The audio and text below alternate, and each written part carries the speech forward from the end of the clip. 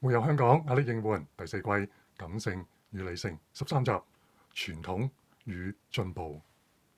過去3、4集氹氣講啟蒙同近代理性構成思維上嘅框架，限制邏輯思辨方式，叫我哋傾向喺極端位置，好似感性與理性之間，只能抉擇其一 either or， 而唔能夠喺極端位置之間揾出串聯同適切嘅路向 both end。跟住嚟，我會將重心移向現代理性另一極端化嘅對立面：傳統與進步。傳統叫人向後回望過去，而進步叫人向前眺望未來。呢種傳統與進步思想嘅對立，同樣影響住我哋建立原生香港人嘅有機共同體。對光復香港嚟講，重要性不在話下。今日我哋慣常講發展、經濟發展同可持續發展等。發展 development 同成長 growth 喺用字上已經表達咗唔同嘅處理手法。發展並非指事物有機地延伸開去，反而係由人計劃同推動而成。重點在於以外力推動，未必同事物本質或需要相切合。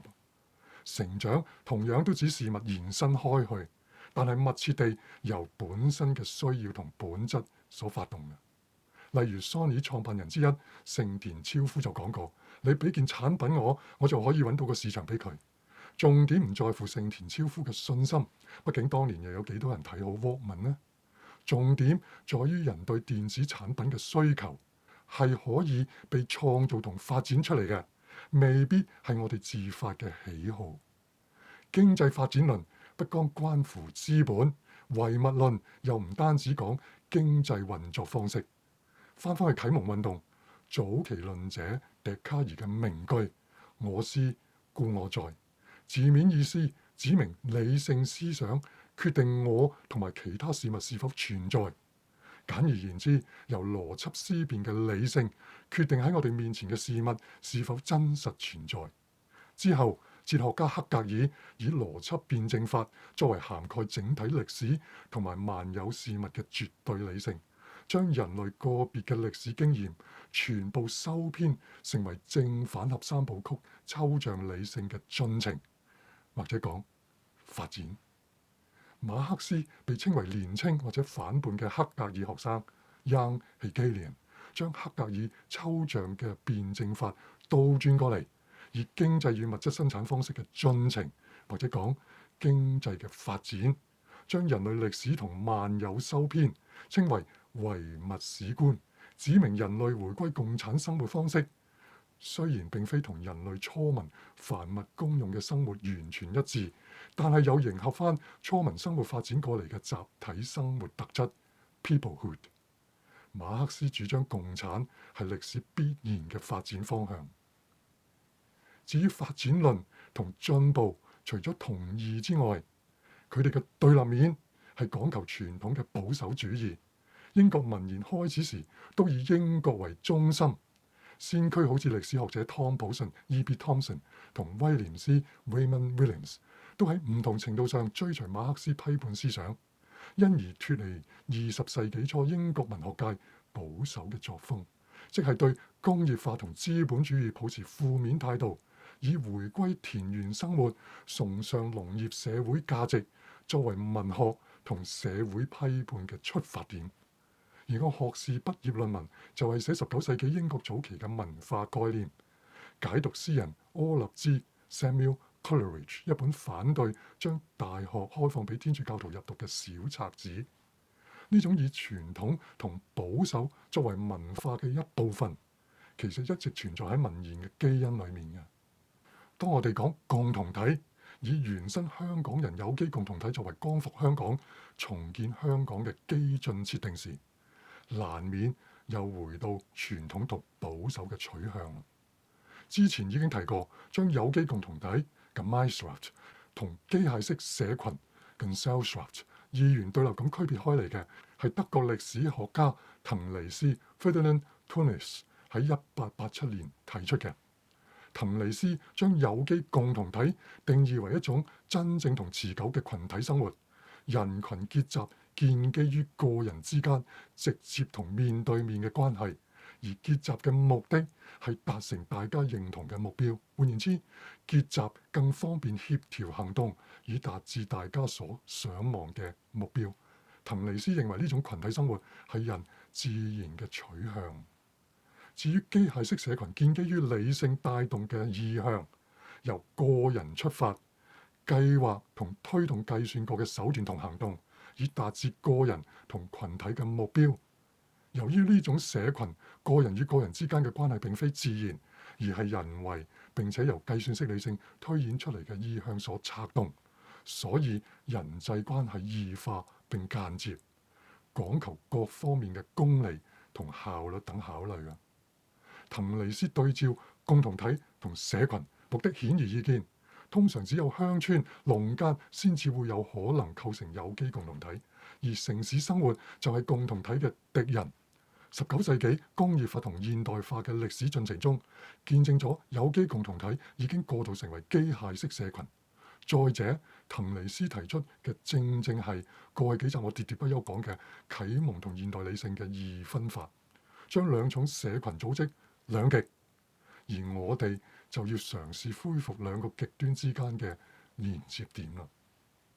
容許我引用梁漱溟早期東西文化對話嘅鄉見思想。之前提過，梁漱溟晚期受到文革嘅衝擊，投向共產主義，但係佢早年有個好清晰嘅實作目標，就係重建自晚清以嚟失智嘅鄉村群體。呢個唔係細 project，因為當時中國就係一條大農村。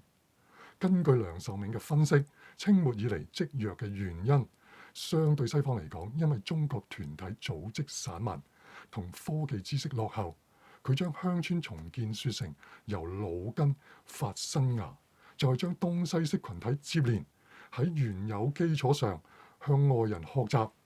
佢有番話説明佢要連接被極端二分嘅取向，好難得嘅。佢咁寫：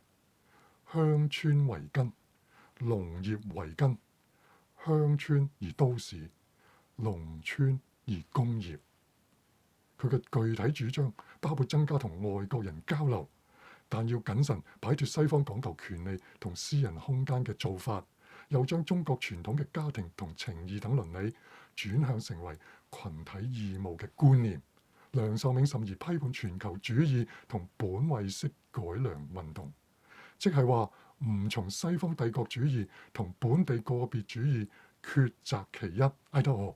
反而為咗革新鄉村群體，必須互補長短咁，兩者兼備 both and。可惜嘅係，梁漱溟只能夠短暫咁喺河北一個縣進行試驗，而佢本《東西文化及其哲學》正係訓練人員下鄉做逐家逐戶訪問調查嘅一部分。